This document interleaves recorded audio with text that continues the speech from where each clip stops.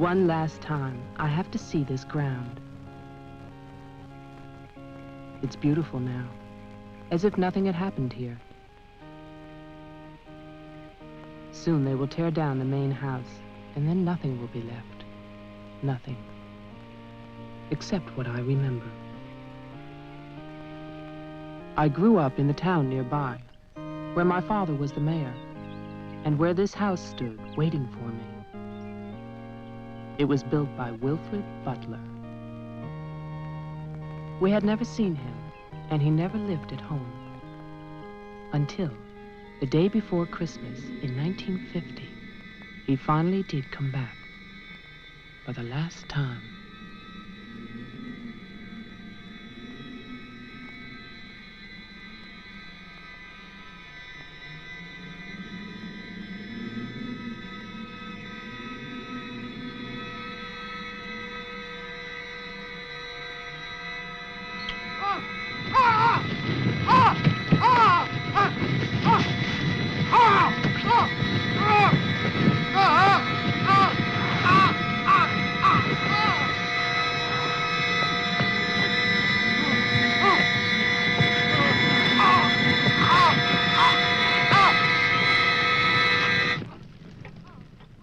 All of us believed that his death was an accident.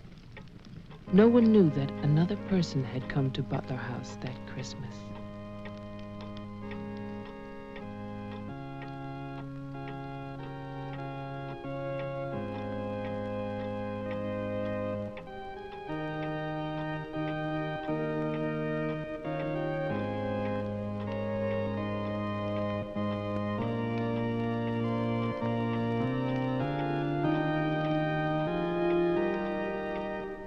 As Deputy Coroner of the County of Arlington, State of Massachusetts, I hereby find, upon evidence of an autopsy conducted by the medical examiner of this county, that the deceased, Wilfred Butler, died as a result of burns inflicted accidentally upon himself on his own premises during the afternoon of December 24th, 1950. No further inquiry shall be held over the body of the deceased, and this inquest is officially closed. All is calm, all is bright, round yon virgin mother and child.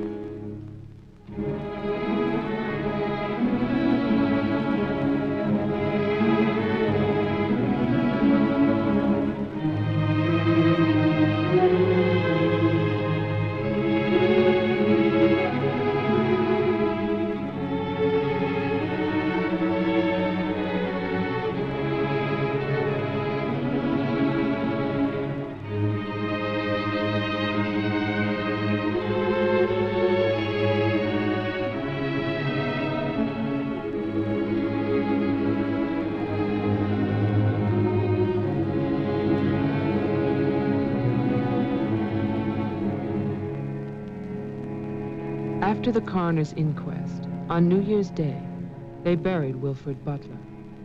There was no one there to mourn him. It was the funeral of a stranger.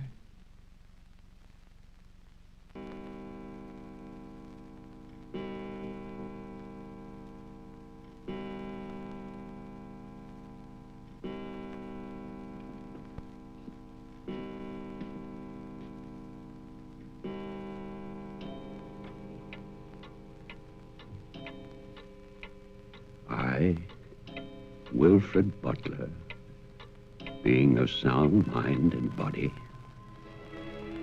at least what the world considers sound, do hereby leave my house and its grounds and all personal effects within that house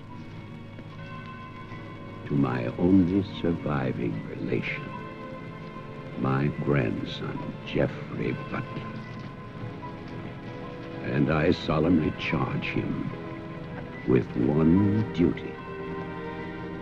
Let him leave the house as I left it, standing untouched to remind the world of its inhumanity and cruelty.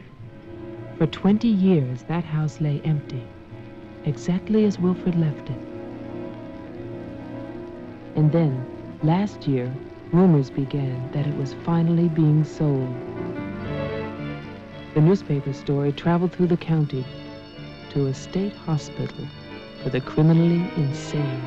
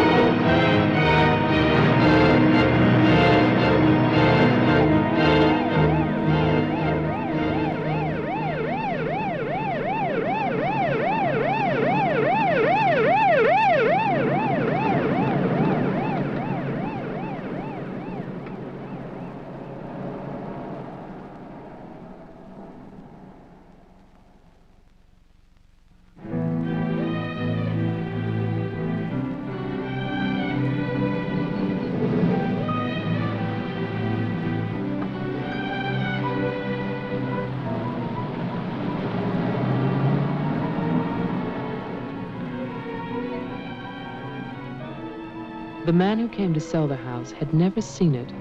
He was a lawyer from the city, just doing a job and enjoying it.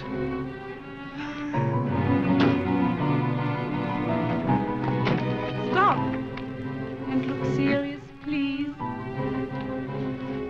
Oh, you're hopeless.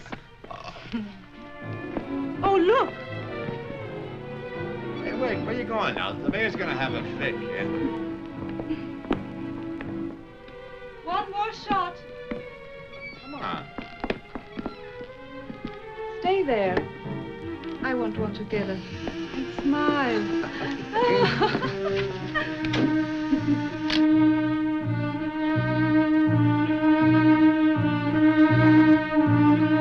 For all the news as it happens, stay tuned to WLIX, your voice of the Northeast. This is Roger Fowler with local stories. First, today's headlines. A warehouse fire still rages in Elizabeth. Police suspect arson. That escaped inmate at Margaretville State Hospital still at large, still hunted by state police. And over in Roxbury, the city passes a controversial housing code.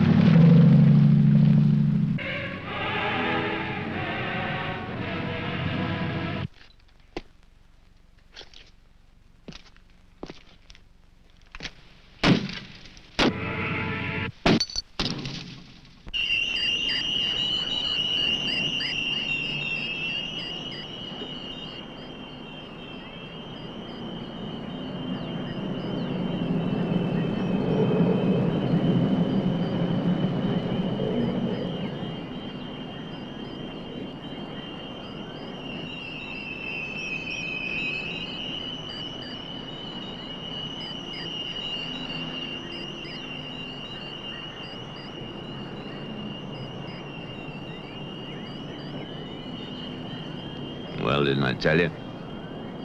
It's beautiful. Can we see the rest of it? Honey, that was it. I think the mayor's waiting for me.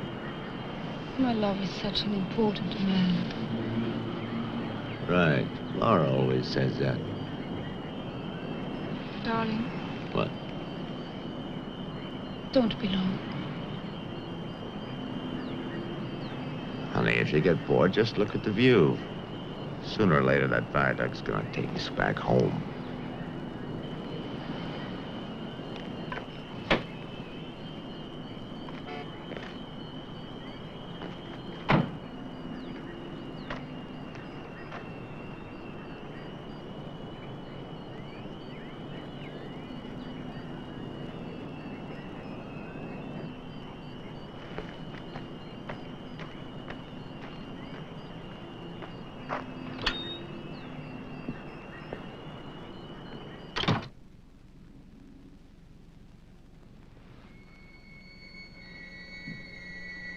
Mr. Carter.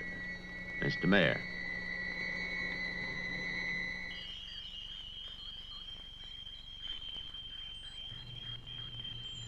Let me introduce you. This is Charlie Towman, who publishes our weekly newspaper, The Patriot. Mr. Towman. And this is Tess Howard. How do you do? She operates our switchboard. Oh, really? We call her the communications director. And this is Bill Mason, Mason. our sheriff.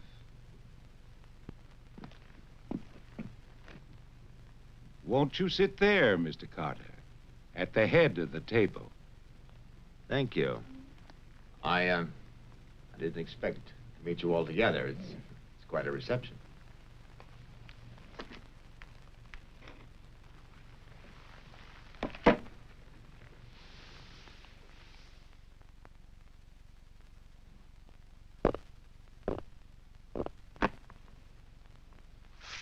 All right, let's begin. As you know, I've been retained by Jeffrey Butler. The matter concerns the house that he inherited from his grandfather, Wilfred Butler. Go on, Mr. Carter.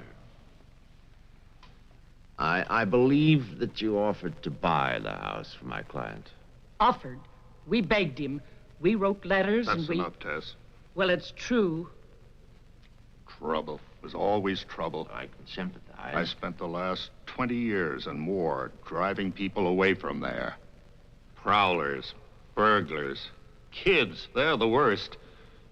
Chasing for nothing because of that will.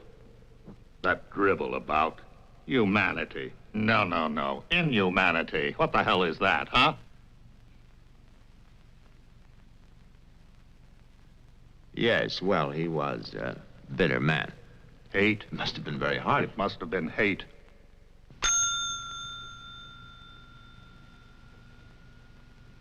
That man hated. Well, some people are like that.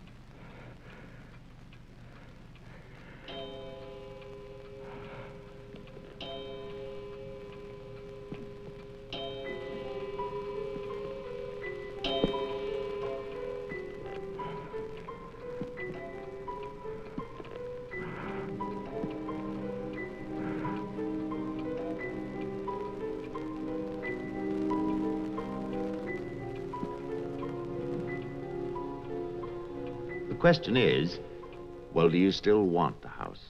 Are you offering it to us, Mr. Carter? Exactly.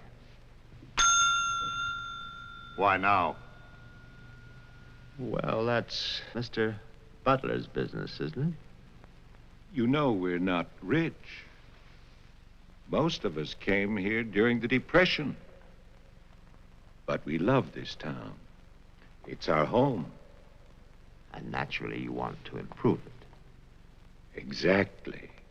My client understands that, and he fully sympathizes, and he's willing to sacrifice the house for $50,000 in cash by noon tomorrow.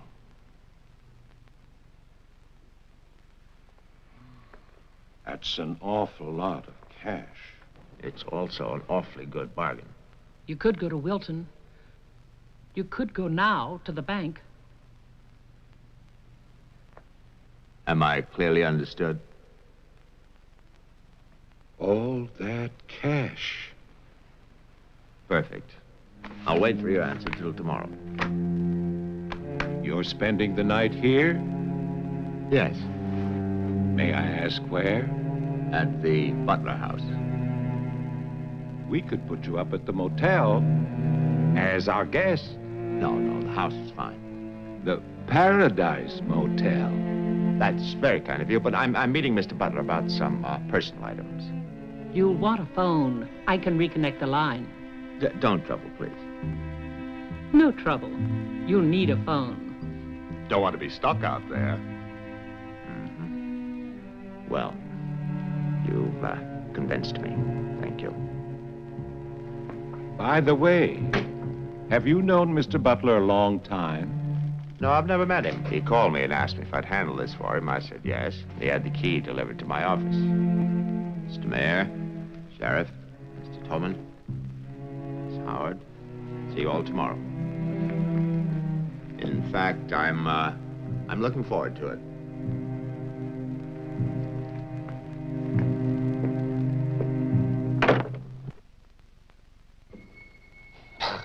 Slick, really slick. He's a big lawyer, Bill. You've got to expect that. Don't tell me about lawyers. Oh, you see the way he looked at us? You see his clothes? He's doing his job. Just don't tell me about lawyers. You know what I'd like to see? Two of them like that when talking to each other. Neither one of them would know what to believe. I love you, too. Honey, when I get home, I'm gonna have a nice surprise for you. No, I can't tell you what it is now. It wouldn't be a surprise, now would it? No, I can't come home now, but it'll be very soon. Very soon. Honey, of course I miss you. Yes, I miss Mommy, too. Laura, how are you, kid?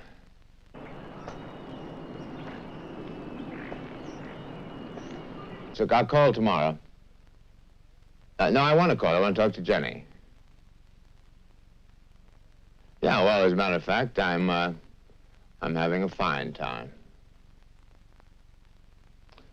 Well, same to you, darling. What do you mean, hostile?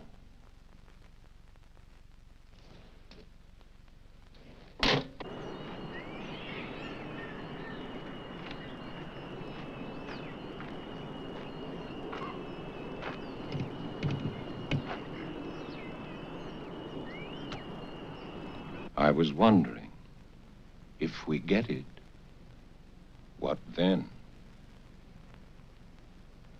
Tear it down. Okay. I'd better get going. Do me a favor, Tess. Call Diane, tell her I'm going to Wilton, and I'll be back late.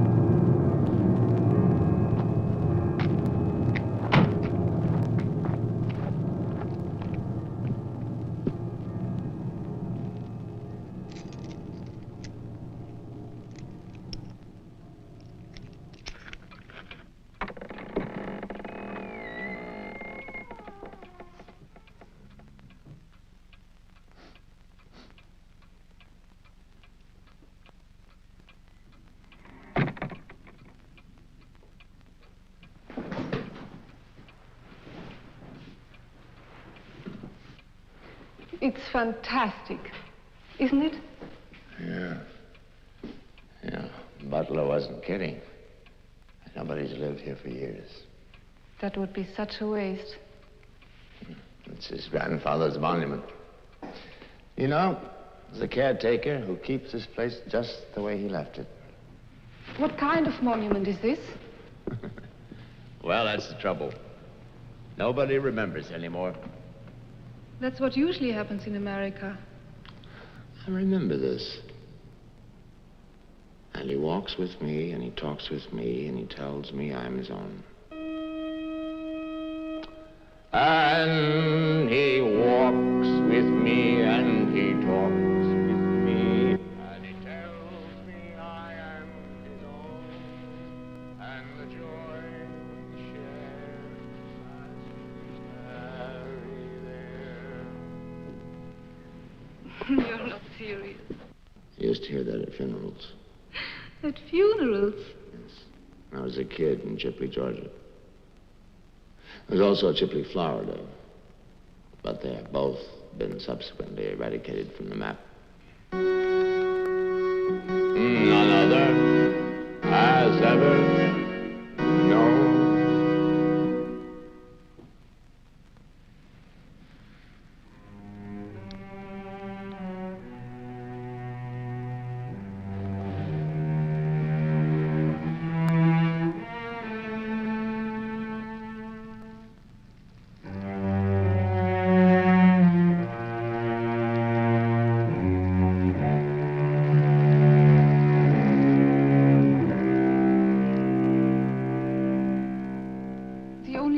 Was a delicatessen, so I brought you pastrami, salami, potato salad, macaroni, everything you like. I'll have bologna and macaroni. No, some of that potato salad. Did you pick the wine, too? The delicatessen man took a personal interest in its selection. Oh, well, we got lucky again. That's early 1970. That's hard to come by. Can I have some, too? Of course you may.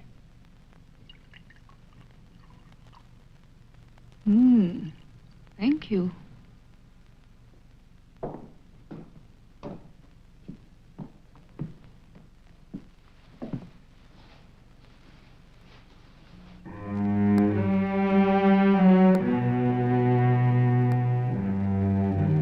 It must have been wonderful. What? The people who lived here. They must have had a wonderful life. Well, I hope they did. Wilfred Butler must have believed in something. Look at that stone fireplace, parquet floor, the mahogany, this table. And you probably think this place is made of wood, right? Well... Wrong. You know what his grandson told me? Underneath that wood, there's 2 feet of stone. The foundation is 8 bricks wide. Now, someday they're going to come in here and they're going to tear this place down and they're going to build little tract houses all over this property on quarter-acre and half-acre lots. And that bulldozer's going to come up that hill toward this house. And it's going to get the surprise of its life. They built a kingdom out here. Only nobody's left. No? Butler has a grandson. No. He's probably like the rest of us, wants money. You know, he's asking $50,000 cash for this place, and if he only wait, he can get at least $250,000. But he won't take his time. So he'll get screwed.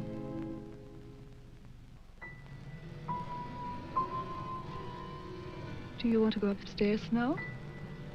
Soon. You know, one of the great pleasures in life is the pleasure of anticipating pleasure. Isn't it? We are very close now, aren't we? Sure, honey. Very close.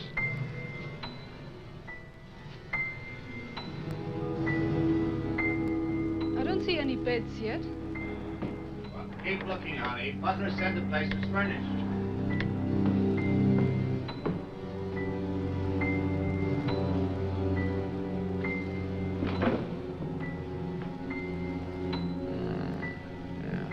It's furnished.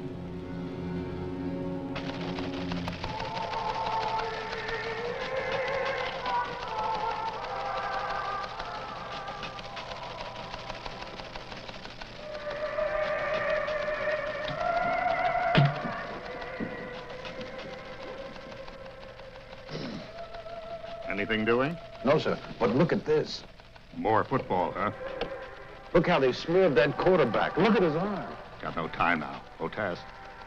How about that telephone up at the Butler house? Is it working? Well, try it now. I'll wait.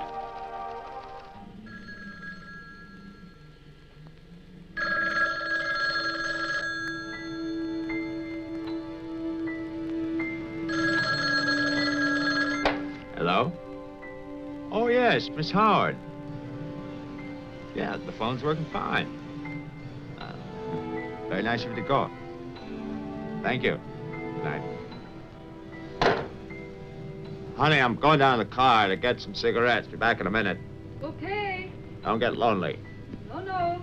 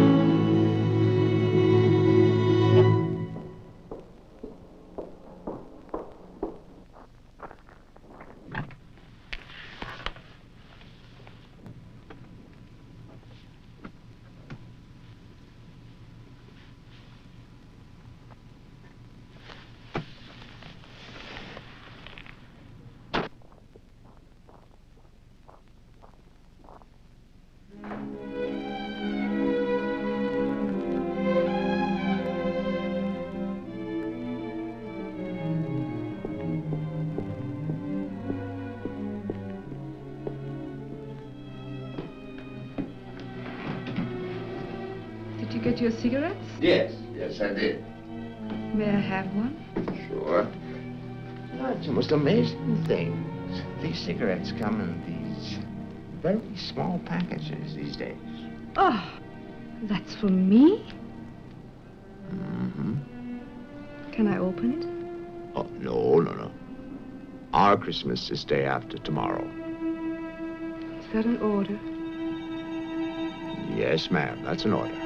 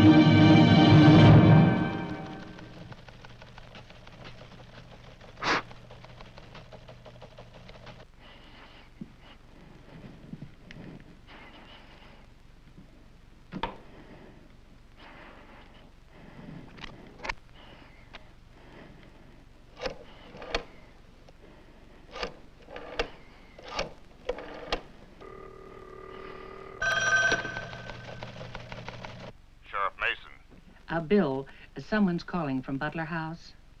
Okay, put him on. Go ahead now. Mr. Carter? I'm not Carter. Who is this? The owner.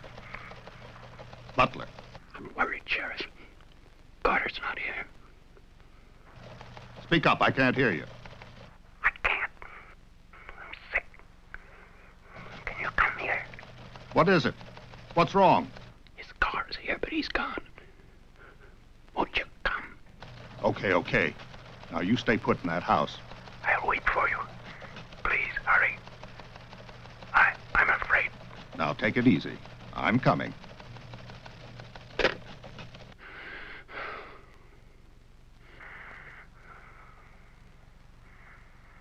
Mr. Butler, are you done? Tess, I've come back. What's that?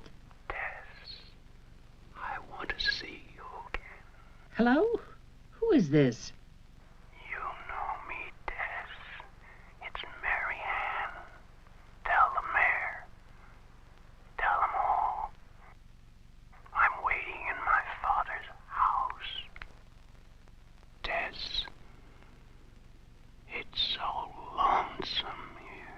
Don't be long. Hello? Hello? Hello?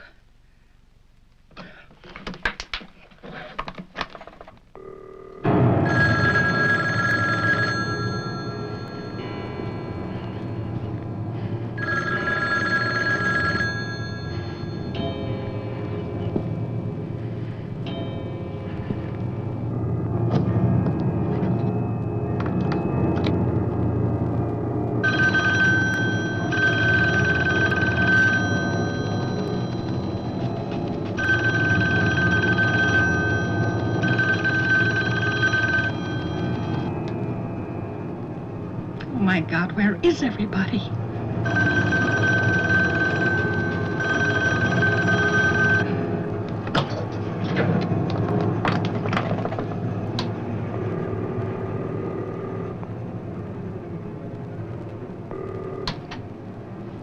Hello? Oh, Maggie, thank goodness. What is it, Tess? Something's come up. Something urgent. Can you start early? Oh, honey, I'm watching TV. Maggie Daly, you get yourself over here. What is it? Just get moving, Maggie. Just please hurry.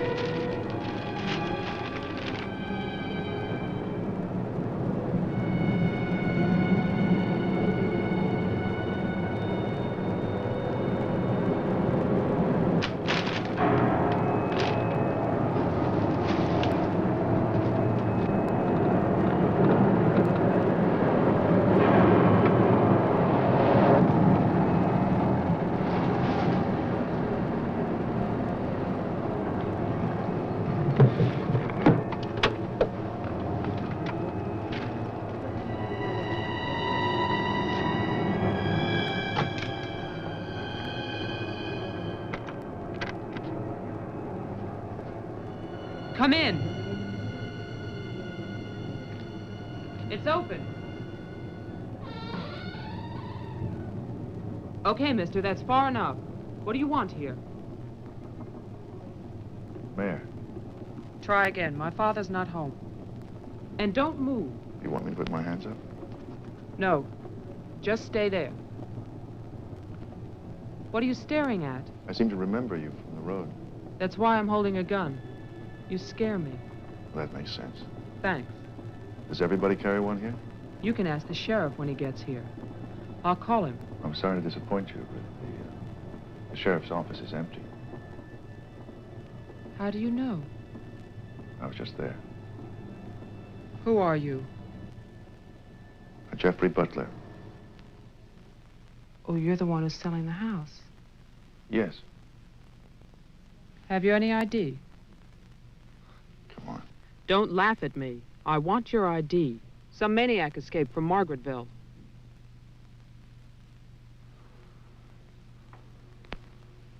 Okay.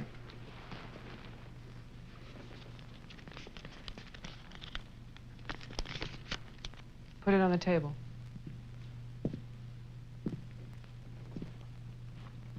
Now go back.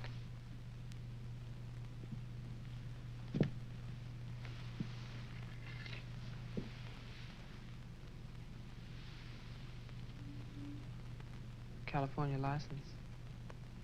Lucky you. Would you like to see my maniac card from the asylum? They give you one when you escape. There's a big scarlet M on it so people won't get confused. Okay. Look, I'm sorry about the gun. My father's in Wilton getting your money. All I want to do is to get into my house. The sheriff's deputy might have a key. He's about the only one I know of. Well, where's he? You go down the road about 1.5 miles till you come to a white house with a white fence, and then you can't miss it. Thanks. That's okay. Merry Christmas.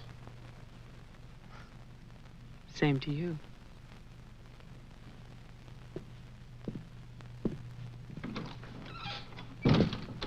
If I don't call back in an hour... What? Call the mayor or Mr. Towman and nobody else. Promise me you'll do that. Well, sure. Mark it down, honey, so you'll have it. Sheriff to 301. I'm heading west on Route 5 to Butler House. You'll hear from me.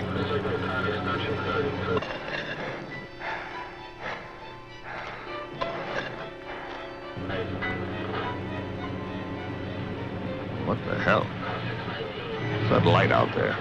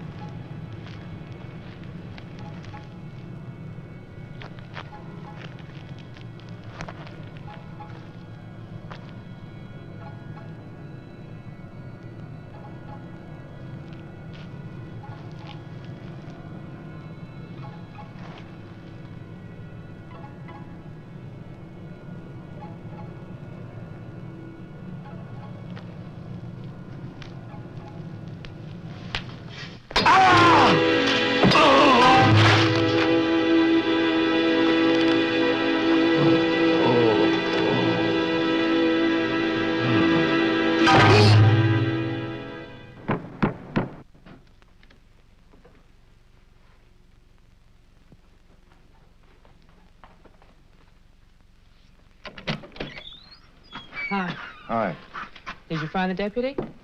No, I wasn't there. Oh. I was thinking, isn't your lawyer supposed to be at the house? The door was locked. His car was there, so I borrowed it. You mean you stole a car? Yeah. Keeping it warm. What if he needs it? Let him find me. Who's coming to dinner? Oh, Daddy. We always have dinner every Thursday. Do you want something? No, I ate Paradise Motel. Yeah, I know. It's awful. What about a drink? Yeah. It's cheap bourbon, but that's a big favorite around here. Do you want ice? No, straight. You look tired. I am tired. Well, here's to a fast dollar. Cheers.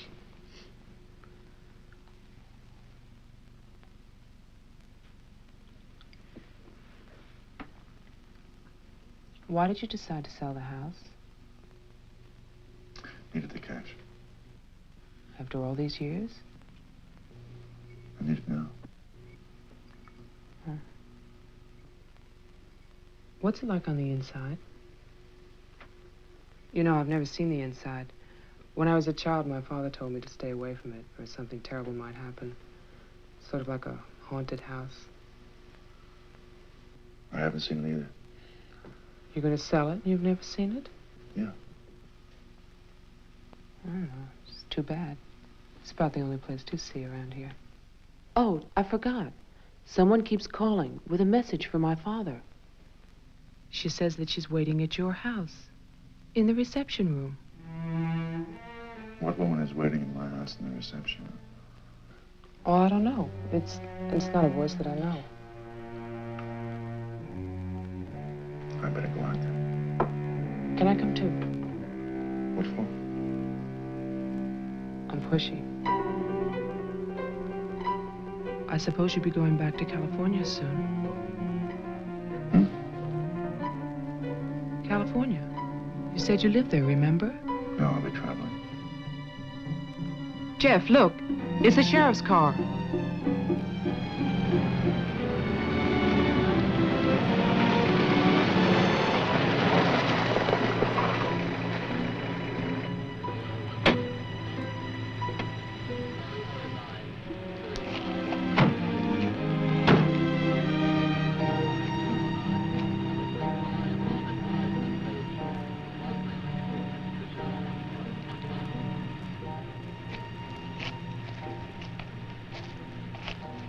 There's a light. Look at that tombstone. Pretty cheerful. Who bears the cross shall wear the crown. Wilfred Butler. My grandfather. Oh.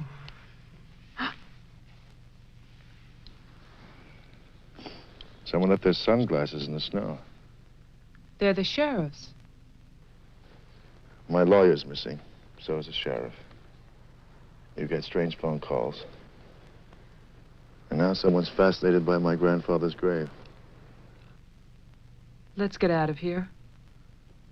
You still want to go to my house? Yes.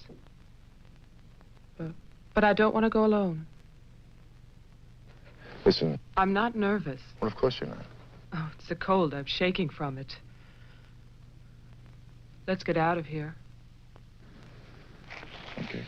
We'll get help in town. It's 10 minutes drive.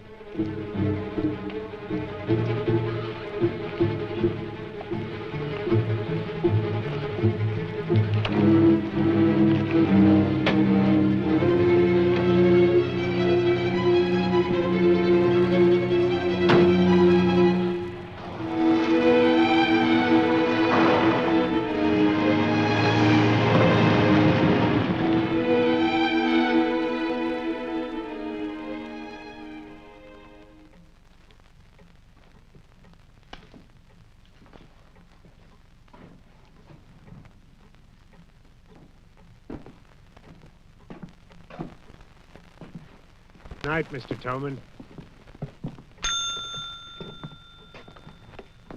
Have a nice holiday.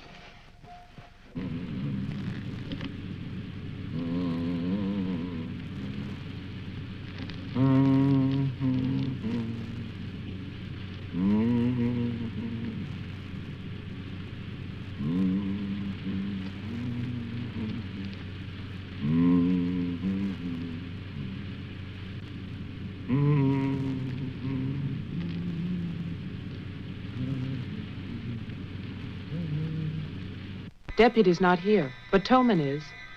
Who's Towman? Come on, you'll see.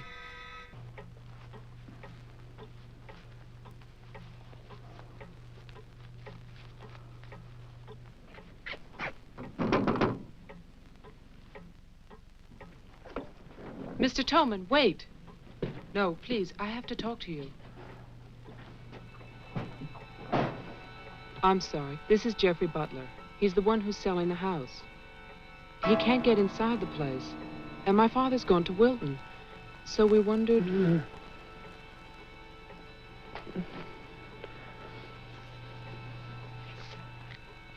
Anything wrong? He'll tell us. Tess has gone to his house. Why would she go there?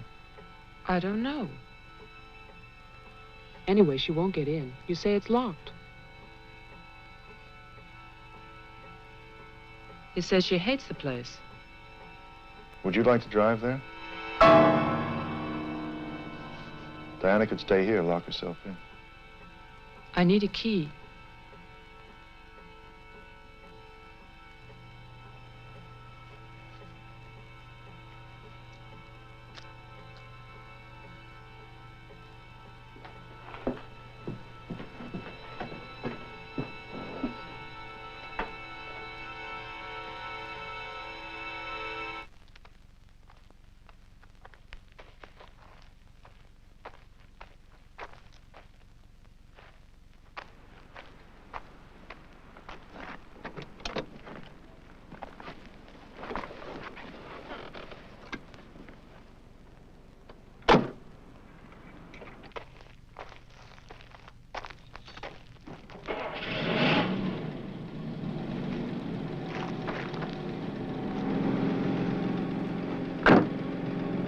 Oh, man, this isn't my house.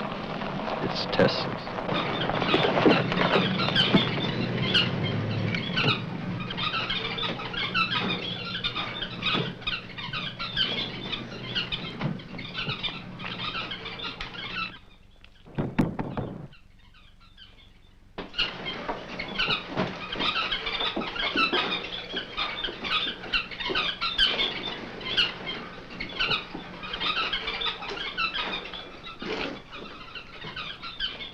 Tess isn't here.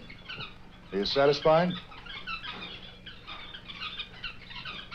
She must have gone to my place. Well, why wouldn't she go there?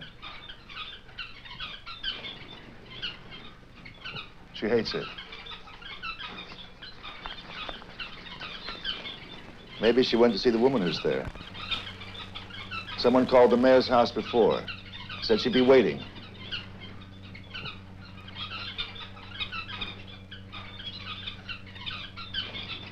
What is it?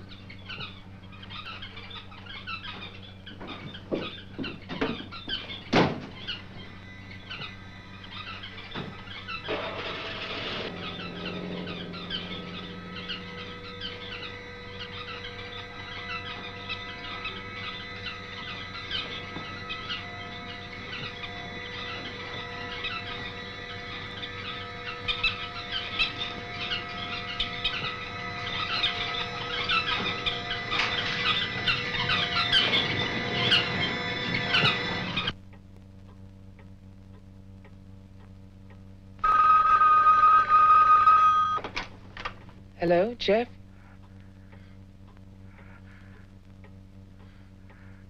Hello? Is anybody there? Who is this? I'm Diane Adams. I spoke to you before. Bring your father to the house. This is Marianne.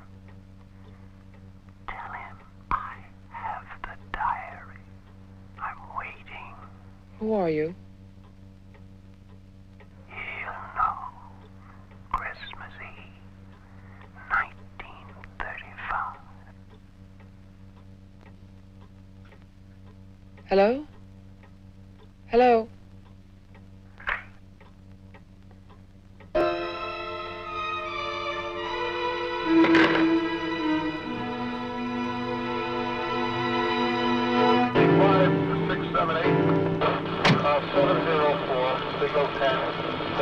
704, see Charlie. 704, signal 10. 704, see Charlie.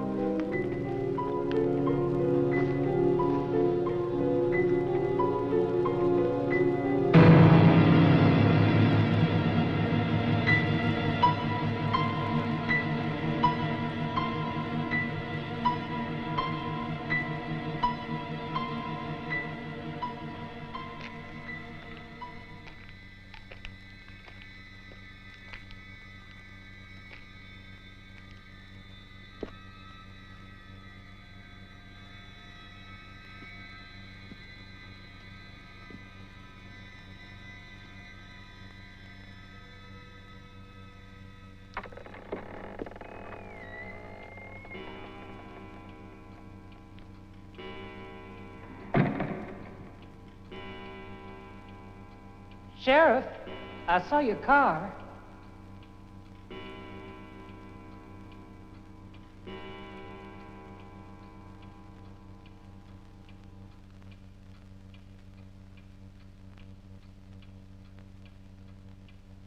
Bill? Is that you?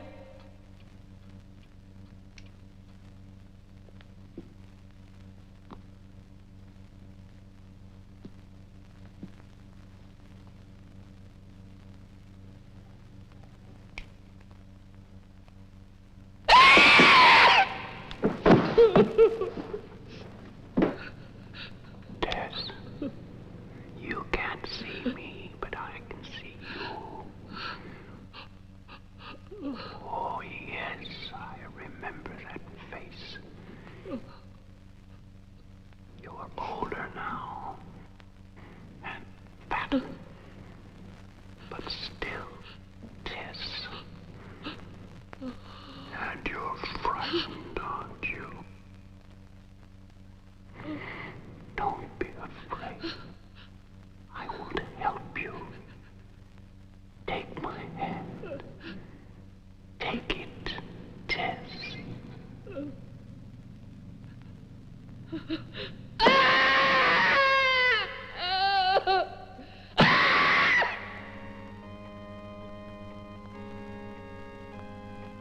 The person on the telephone said 1935, Christmas Eve. But that's not the beginning. In 1927, Butler House was restored by Wilfred Butler. After that, I find social notes, parties, nothing special. Then, in 1930, Butler's wife, Catherine, dies of tuberculosis. In August 1933, it starts. Wilfred Butler's daughter is cruelly attacked and raped.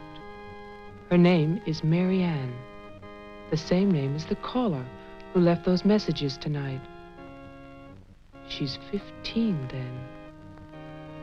On May 2nd, 1934, Marianne Butler gives birth to a son, Jeffrey Butler. Jeff. Early in 1935, Butler House is turned over to a Dr. Robinson as an asylum for mental patients. And then Butler goes on to say that he has committed his own daughter. Marianne will live at the asylum. There's no end to this story. It's been carefully cut out of all the papers.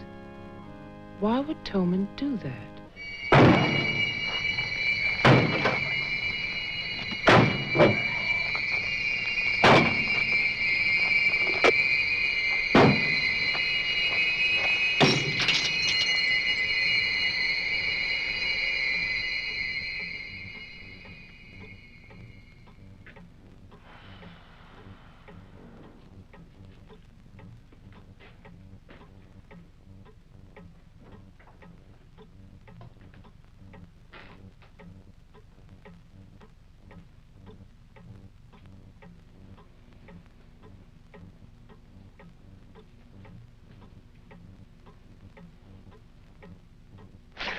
You scared me.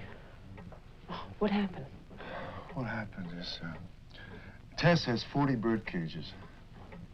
Towman is hysterical. Everybody's at my house but me. It's cold outside and you forgot to lock the door. Joe, how old are you? How old am I? You mean, how many years have I lived? No. There's a lot in the paper about your family.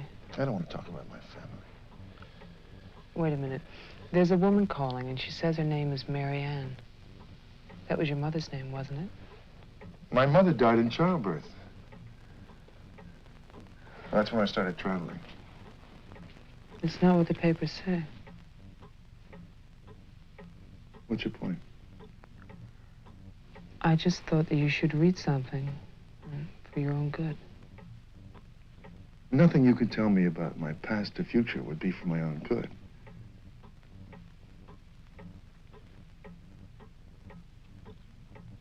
Where is the paper? It's on the table.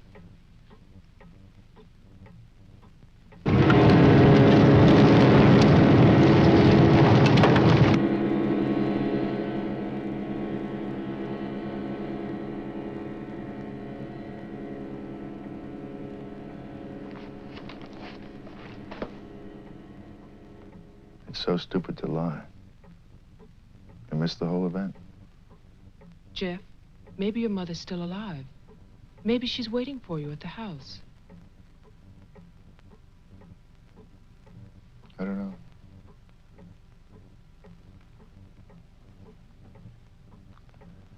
Come on. No more side trips. Let's go out there.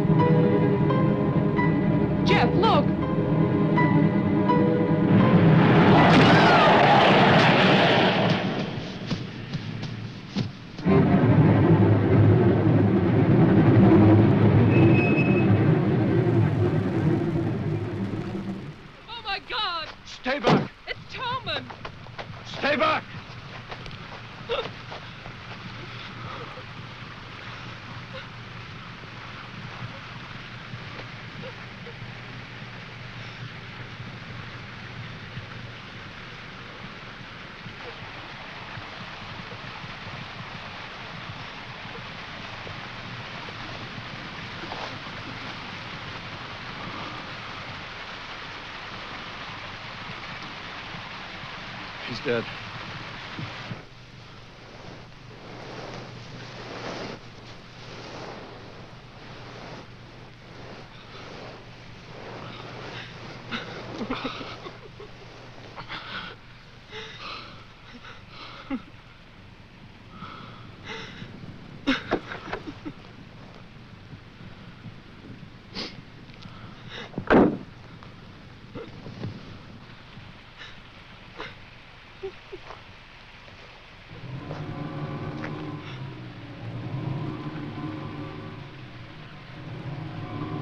His hands. Somebody cut off his hands. You killed him. You killed Towman. He's asking for help. You killed him. Get in the car.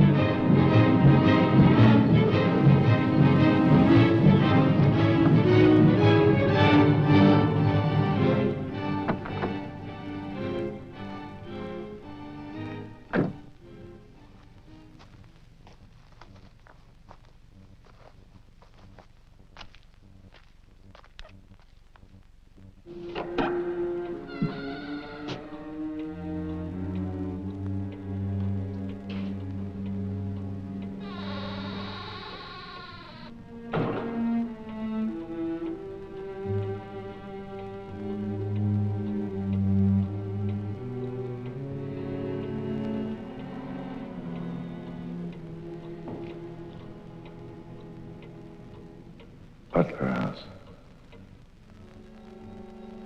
The keys. He took them.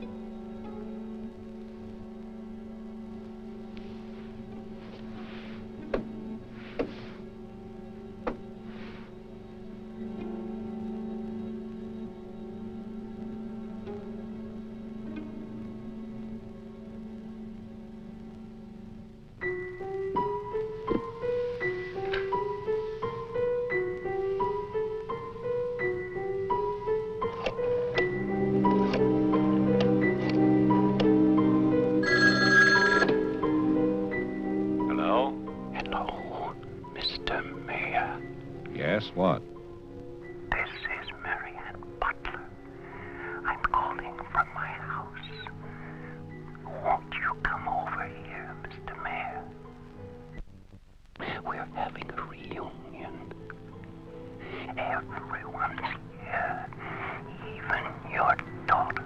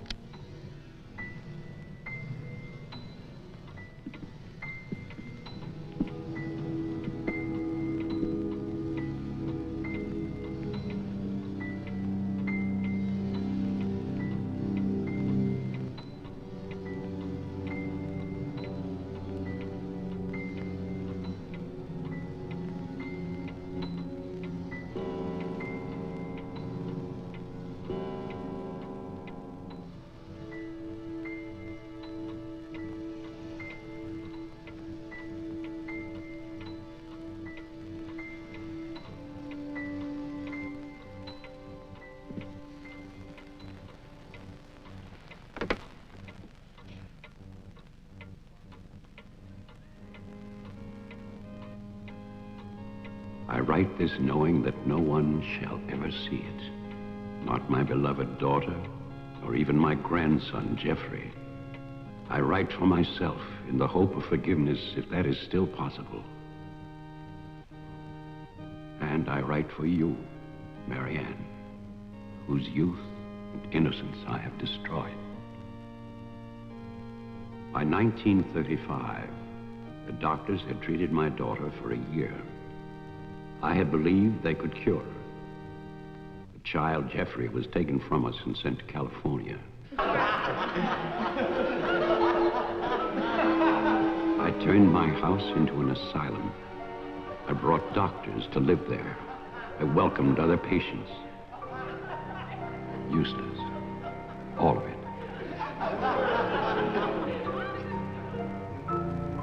I remembered what she had been. There was never a lovelier, happier child.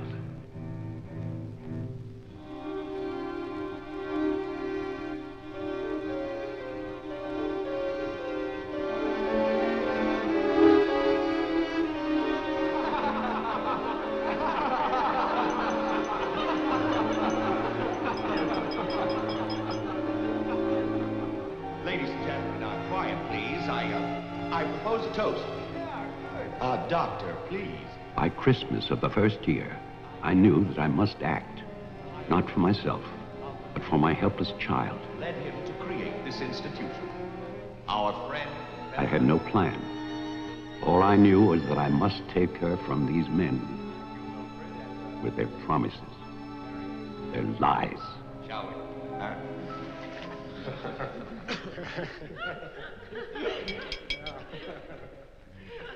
For he's a jolly good fellow, for he's a jolly good fellow, for he's a jolly good fellow, which nobody can deny, which nobody can deny, which nobody can deny, for he's a jolly good fellow, which nobody can deny. I knew that they would gorge themselves into a stupor that afternoon. It was their celebration. I expected no less. Since they had come into my house, they had acted as if they owned it. They had behaved like poor relations, half guilty, but finally unable to control their appetites.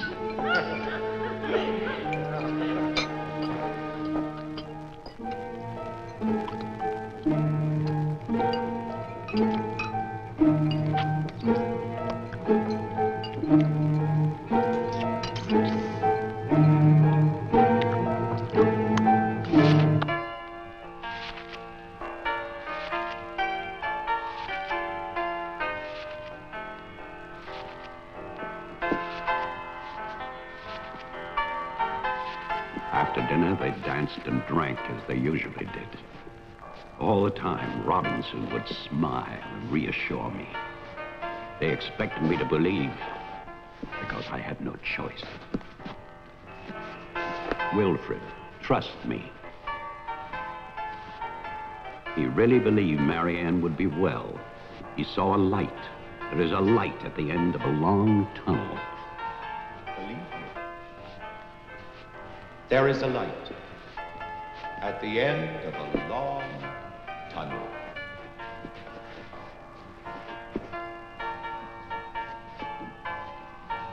Stay here, Doctor.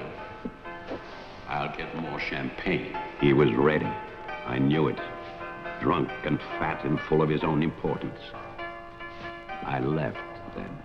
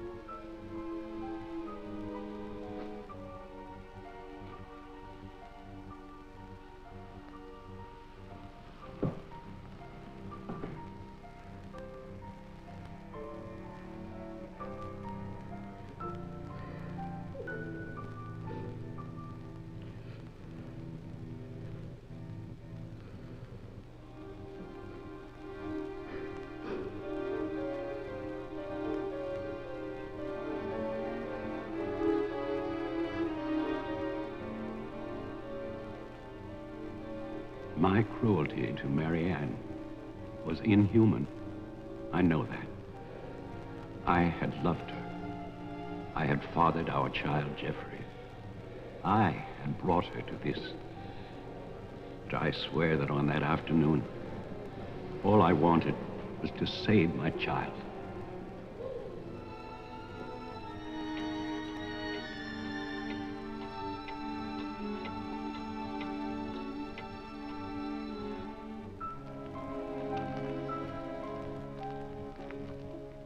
My hope was to get her away from that house. But also, I wanted to set free those other wretches who had so long been abused by the doctors.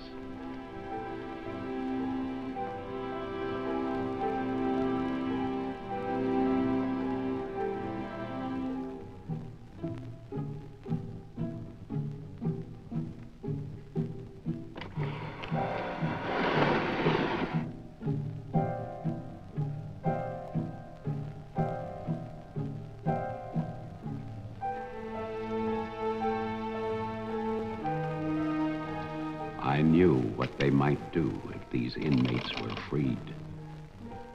And this is my guilt. I knew, and still I freed them.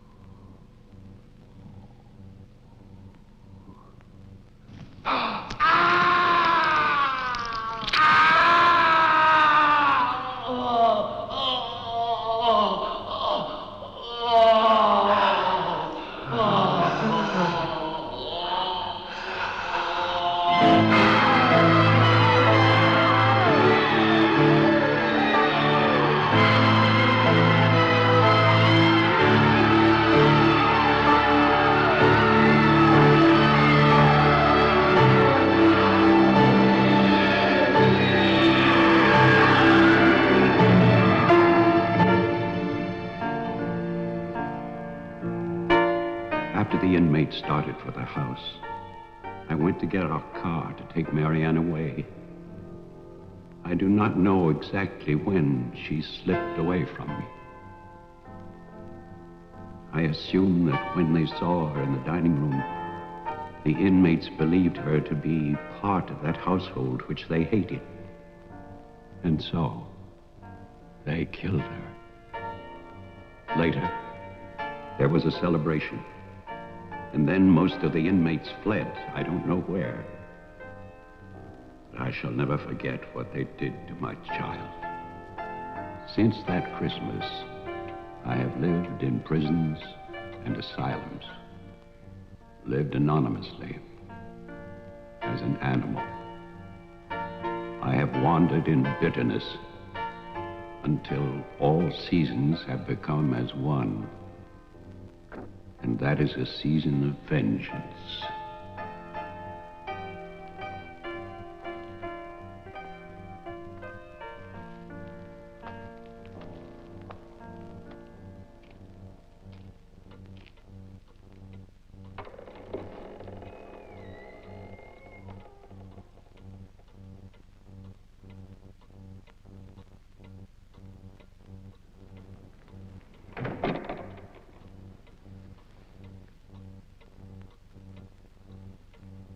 Jeff.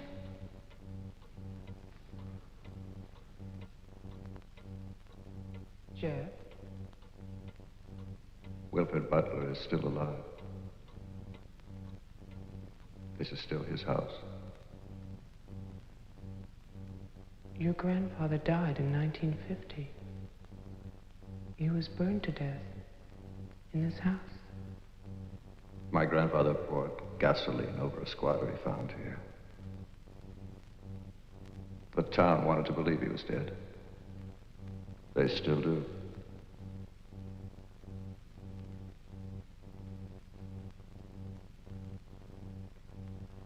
This house was an asylum. There was a massacre by the inmates. Tess, Towman, the sheriff. Your father. No. All inmates. They killed my mother in this room.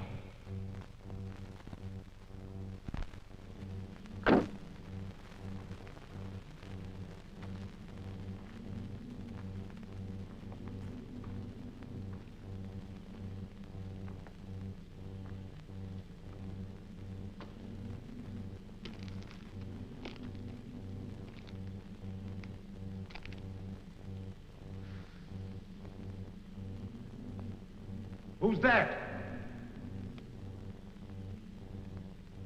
Who's there?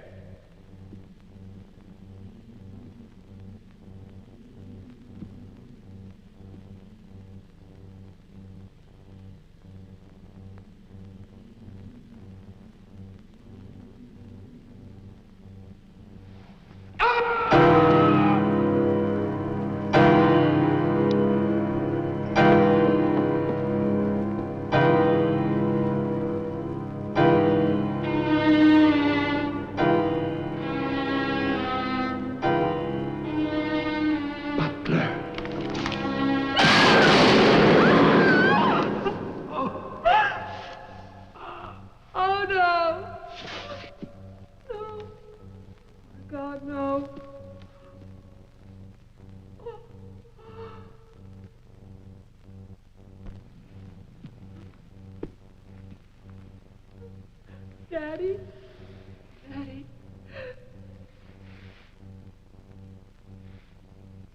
Diane? Jeff? Jeff? No. No. Jeff, why? Why? Sorry. Marianne.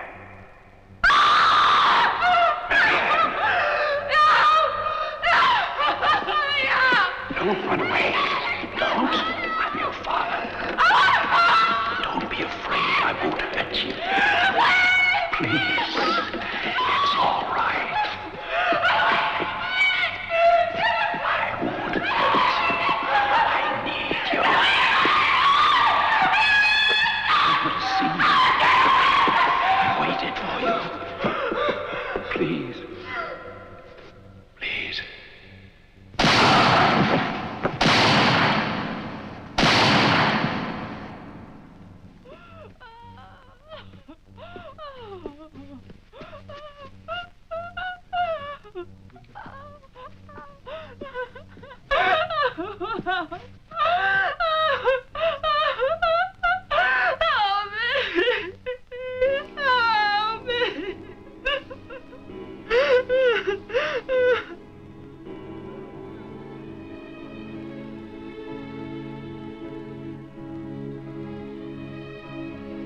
I spent that night weeping.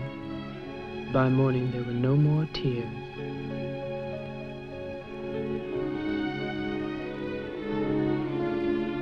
I know that my father and Jeffrey both thought they were shooting at killers, but they were simply the last victims in that house of victims.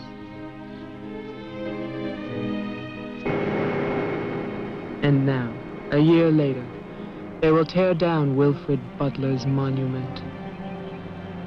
But they can never destroy my memories of what happened here.